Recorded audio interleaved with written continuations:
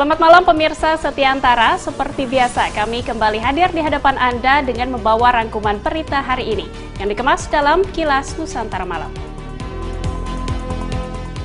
Pemirsa, kabar baik disampaikan oleh Menteri Keuangan Sri Mulyani. Lewat program fasilitas likuiditas pembiayaan perumahan, pemerintah akan memberikan 200.000 rumah bersubsidi yang diperuntukkan bagi masyarakat berpenghasilan rendah atau MBR. Sementara itu pemirsa, seiring peningkatan kasus COVID-19, pemerintah kembali menerapkan PPKM level 1 di wilayah DKI Jakarta dan Bodetabek. Peraturan terbaru ini dikeluarkan lewat Imendagri yang tertanggal 5 Juli 2022. Dan terakhir ada kabar jelang Pesta Demokrasi 2024. Komisi Pemilihan Umum KPU membuat kebijakan pembatasan usia panitia ad hoc maksimal 50 tahun. Hal ini guna mengantisipasi kejadian tidak mengenakan seperti pemilu 2019 lalu, ketika ratusan orang panitia gugur dalam masa bertugas akibat kelelahan. Kita simak tayangan selengkapnya berikut ini. Karena intensitas curah hujan yang begitu tinggi, tapi beberapa jam kemudian sudah surut kembali. Pak Gubernur Pendidikan Provinsi Jawa Barat. Pemerintah melalui program fasilitas likuiditas pembiayaan perumahan atau FLPP menargetkan sebanyak 200.000 rumah bersubsidi yang alokasinya mencapai 19,1 triliun rupiah. Dalam hal ini pemerintah serius untuk memberi kesempatan dan menolong masyarakat berpenghasilan rendah (MBR) agar dapat membeli rumah atau memenuhi kebutuhan atas papannya. Karena besaran dana alokasi tersebut hampir sama dengan subsidi pupuk yang diberikan kepada petani.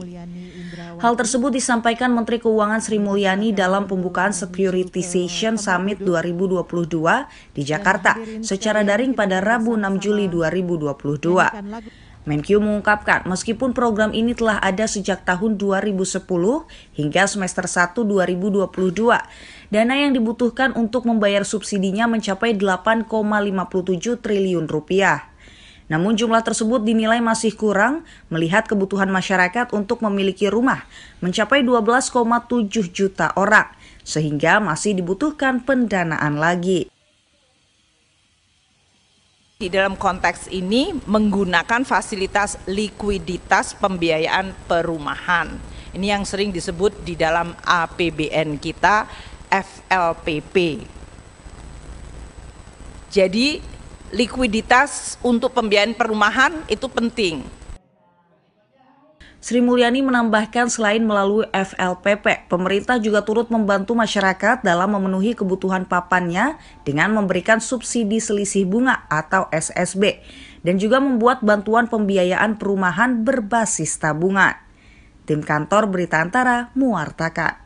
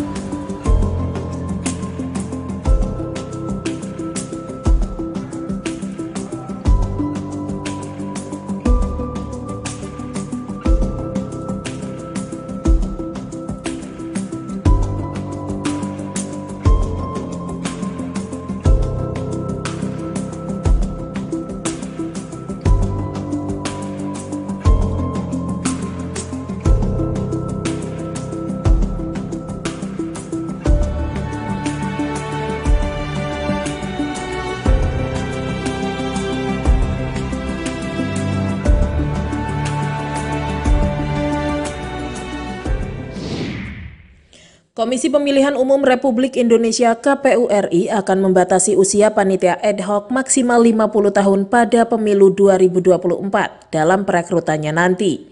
Di antaranya, Panitia Pemilihan Kecamatan PPK, Panitia Pemilihan Suara PPS, Kelompok Penyelenggara Pemungutan Suara KPPS, Petugas Pemutahiran Data Pemilih PPDP, termasuk KPPS luar negeri.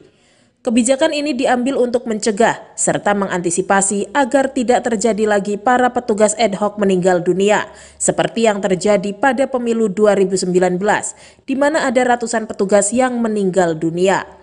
Anggota KPU RI Parsadan Harahap dalam kegiatan Rakorda Penyelenggaraan Pemilu dan Pemilihan 2024 di Kota Kendari, Sulawesi Tenggara, Selasa malam 5 Juli mengatakan, dari hasil penelitian berbagai lembaga terhadap ratusan petugas ad hoc yang meninggal dunia di Pemilu 2019, mereka berusia 50 tahun ke atas karena kelelahan dan memiliki penyakit komorbid. Yang akan direkrut nanti untuk jajaran RI ini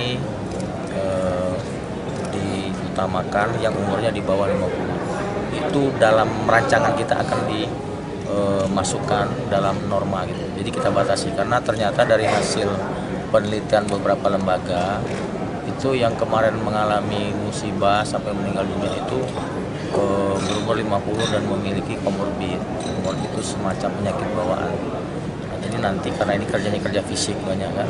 Selain pembatasan umur, KPU juga menyaratkan medical check-up yang lebih lengkap atau pemeriksaan kesehatan secara menyeluruh bagi calon petugas ad hoc dibandingkan perekrutan pada pemilu 2019. Dari Kendari, Sulawesi Tenggara, Saharudin, Kantor Berita Antara mewartakan. Pemirsa, kabar berbagai kebijakan baru tadi mengakhiri Kilas Nusantara hari ini. Jangan lewatkan berita-berita terbaru lainnya yang dapat Anda akses melalui antaranews.com, YouTube Antara TV Indonesia, kanal Antara TV di UCTV, serta berbagai media sosial resmi Antara. Kami hadir lagi esok hari pukul 9 pagi. Terima kasih dan sampai jumpa.